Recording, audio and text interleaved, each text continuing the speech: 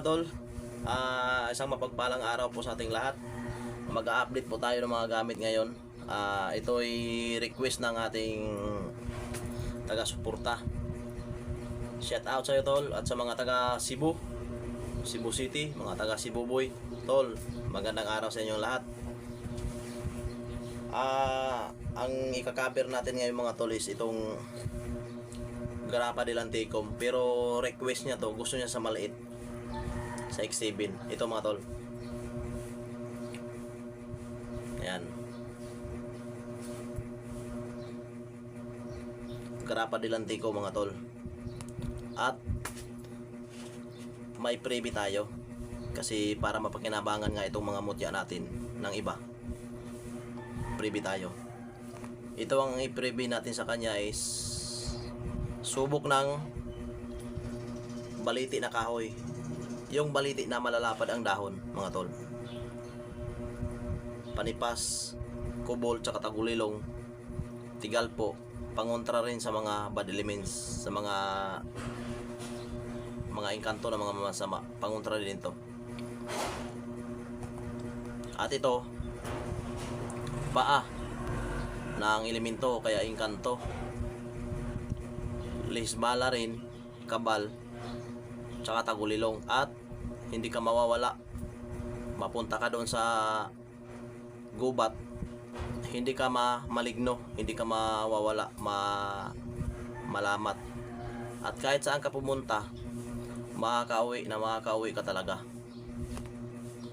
Yan yung freebie natin mga tol. Hindi to kasama sa palimos natin Garapa del Anticom. Freebie lang talaga ito.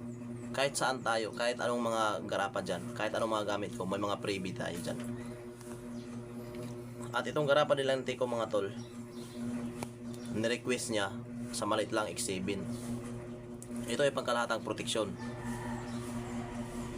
Mukurog ang tao, pamuypoy, panipas, tagulilong, kabal at kunat, sumbalik o kaya tigalpo. Yung tagulilong tol, kung sa Tagalog is tagabulag. At pangontra rin sa mga lason, sa mga bad elements, may kablangka, palupad hangin, barang o kaya kulam. Pangontra ito sa lahat ng masama. At hindi putukan ng baril, lis, bala. At hindi ka maliputan, hindi ka matraidor. At tikong bibig.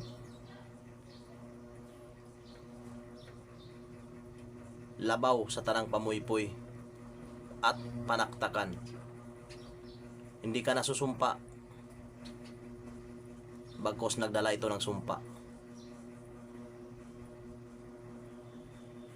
Tol, maraming salamat sa tiwala mo.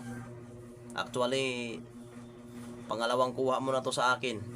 Hindi pa nga dumating yung una mong kinuha sa akin eh. Nagkuha ka na naman. Maraming salamat talaga sa iyo tol. Tsaka maswerte ka talaga tol. Maswerte yung tao na magkaroon ng gamit na galing sa akin. Kasi tol, bakit? Usapang legit tayo tol. At dito totoo tayo.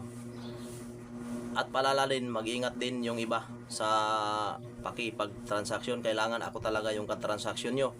Tandaan nyo lagi, wala akong ibang number na ginagamit, kundi yan lang talaga ang nilagay ko sa description. Yan lang talaga ang contact number ko tol. Yan yung GCash number ko. Ginawa ko ring personal contact.